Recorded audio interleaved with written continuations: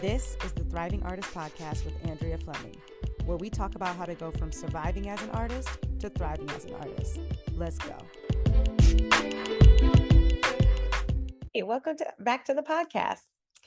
This podcast episode, I want to share with you one of the things that my clients tell me has been the most helpful for them in moving forward with their goals. And that is how I tend to define failure and how I utilize failure in my implementation of my goals. A lot of my clients say that this is a game changer for them. One of my clients actually hired me specifically because this is how I think about failure, and she wanted to learn how to think this way. And thinking of it this way helps them to not take failure so hard and to actually utilize it to grow. But before I get into my definition of failure, I thought it would be really helpful to share with you what failure is not and how failure is typically traditionally defined by the dictionary, because a lot of us are subconsciously following really, really crappy definitions of failure that actually have nothing to do with the real meaning of it and actually don't really align with reality. So here are some common ways that I've noticed people define failure or are subconsciously thinking is the meaning of failure, right? When they have a failure or they make a mistake, this is what they make it mean. Usually it's something along the lines of, I'm not good enough. I'm never going to make it. I'm not capable.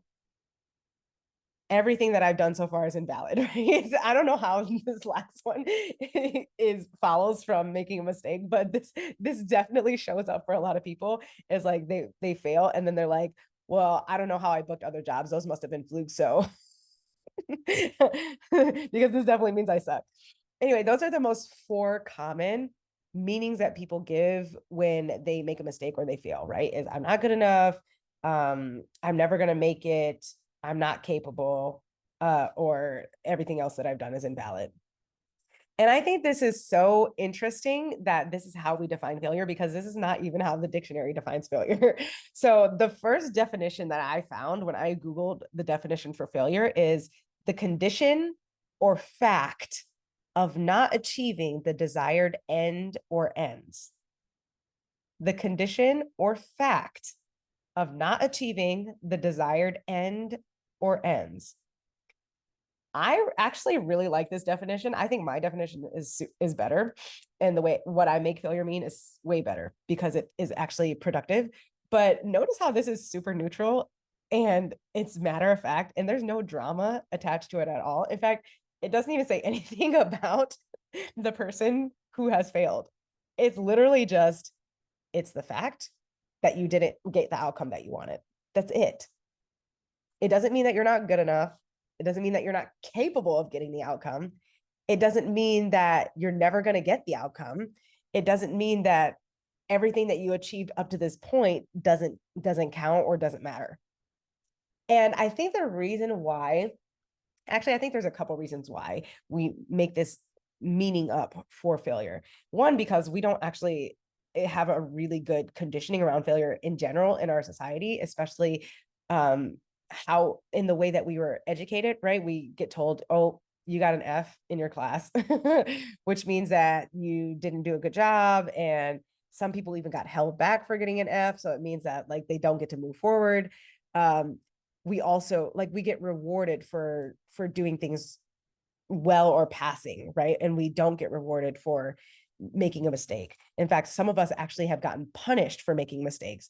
Besides getting like a bad report card, we might have gotten grounded for getting a bad grade in class, or some back in my day when we used to get spanked. Some of us might have gotten spanked. So we actually have a system that supports us building this negative relationship with failure. And as a result, a negative relationship with ourselves when we experience failure. Also, I think the reason why a lot of us have these meanings for failure is because when we do have this meaning for failure, it sets us up so that we're a lot less willing to try and put ourselves at risk for more failure, or put ourselves at risk for the discomfort of achieving a certain goal. right? When we think of failure as meaning we're not good enough, that we're never going to get there, then we can stay in our comfort zone and we don't have to do anything and we don't have to grow and we don't have to work and we don't have to challenge ourselves to be different people. We can just stay on our couch and play video games and snuggle with our Frenchies and eat really yummy, delicious chocolate brownie cookies. We have these really delicious chocolate brownie cookies that I have been thinking about all morning, but I'm not going to eat them because I haven't eaten anything nutritious yet. So anyway, that makes it very easy, right? When we define failure that way, it makes it very easy to skate through life. And our brains and our nervous systems love easy and love safe, right? We have evolved to enjoy being comfortable. We have evolved to enjoy being safe and warm and not doing a lot of stuff, right? Because it's a lot more beneficial to our brains and our systems. I don't know why I put that in quotes. Like brains are not real. They're real. It's a lot more beneficial to our brains to not expend as much energy and to not have to work so hard to get us out of danger or to solve problems, right? So it makes sense why these are the meanings that we have for failure. The problem is when we have those meanings for failure, it makes us feel awful. It prevents us from growing and it prevents us from achieving things that we want to achieve in life and from experiencing the life that we want to create for ourselves. It prevents us from experiencing the fullness of what life has to offer. And if you are anything like me, you want to experience all that life has to offer, right? You want to travel to all the places, you want to eat all the foods, you want to pet all of the animals and snuggle with all the animals, right? You want to experience all of that stuff and you want to grow to your fullest potential. You don't want to sit there and be the level 1 version of yourself when there's a level 100 version of yourself, right? That's not you. Like if you're my people, that's not you at all. So I'm going to share with you my definition of failure, what I make failure and mistakes mean, because I think it's going to be a lot more conducive to the life that you want to live and to achieving the goals that you want to achieve. What is that definition? So my definition of failure is data that shows you what to do next to get to the goal that you want to achieve. It's just data that tells you exactly what to do to get to the goal that you want to achieve. Why is this such a great definition of failure? If I can pat myself on the back, is because it's very neutral and matter of fact, just like the Google definition. I think it's Google, whatever. The Google definition. Oh, it's the American Heritage Dictionary. It's super neutral and matter of fact. It doesn't make failure mean anything about you as a human or anything about your worth or what you're capable of. It only looks at what's objective in front of you. And it doesn't just stop there, but it helps you to look at what to do to move forward.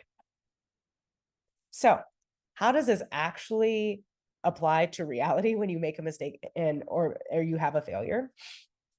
Well, when I think of failure this way, I might start off going, oh shit, I just cracked on that high note in my audition. That was fucking terrible.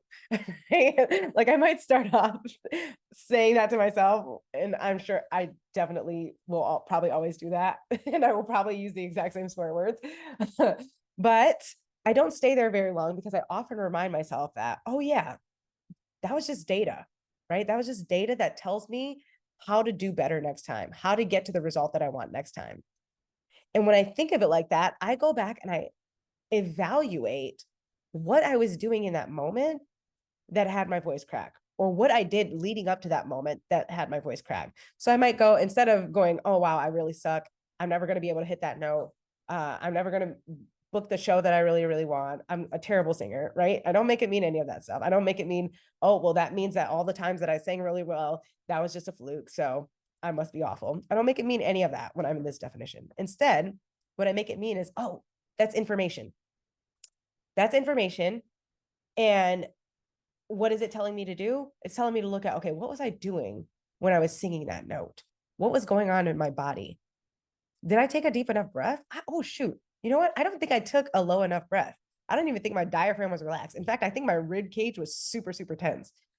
I also don't think that I was placing it properly. I think that my jaw was super tense, so it was preventing me from letting it resonate in my skull. And I wasn't really putting it forward in my mask. So it made it feel super, super heavy. So it was more likely to crack. I also had a huge bowl of chili the night before. So I was definitely experiencing acid reflux, which made my voice super, super irritated and super phlegmy. So it was a lot harder to sing. Of course, my voice cracked. So next time, instead of doing all those things, I'm not going to have a bowl of chili before bed. In fact, I'm going to stop eating 3 hours before bed so that I don't even have any temptation in my stomach to have reflux. And I'm also going to make sure I get a proper physical warm up so that my body is super relaxed. I'm going to make sure I do my mindset exercises and do my nervous system exercises so that I am not stressing myself out and getting super anxious. And so that I can really feel my body and really take a low, deep breath before I sing that note. And I'm also going to make sure that I do my tongue stretches and my jaw stretches so that it's a lot easier for me to place that note up into my skull and use all of my resonators properly and be able to place that forward so that it feels super easy and super light. Do you see how easy that was for me to like troubleshoot the issue and then be able to set myself up so that I could do better next time?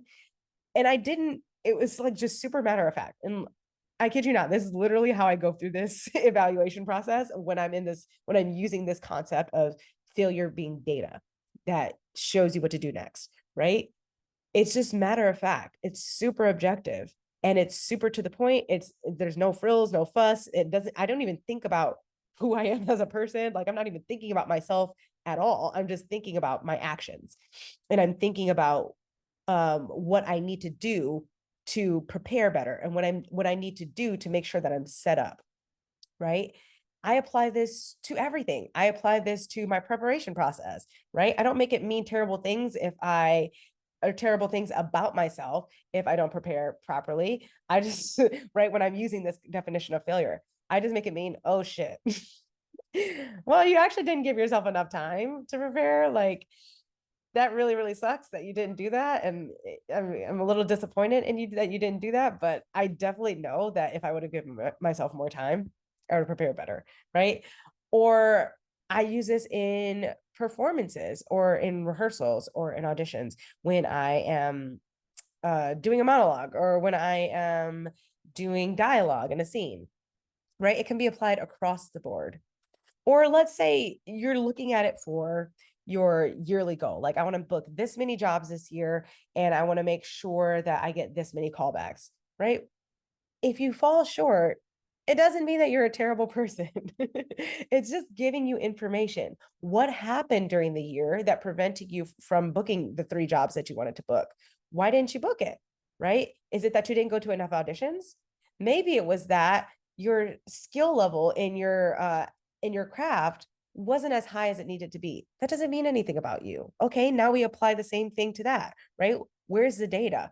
What is the data telling you about your skill level? Is it telling you that, oh, you're not getting as connected to your pieces as you need to be super present, to be super believable, right? Maybe it's telling you that you know what, when you do comedy auditions, you feel a little bit disconnected. You feel like it's not authentic. So maybe you want to take some improv classes. Maybe you want to take some comedy classes, right? It's so matter of fact. It's like there's no bullshit, there's no drama, there's no emotions attached to it.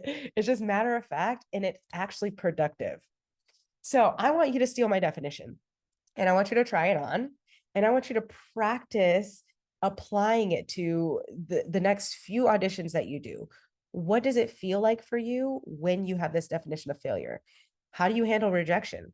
How do you handle your walking into the room when you audition? Do you feel as nervous? Do you feel as anxious?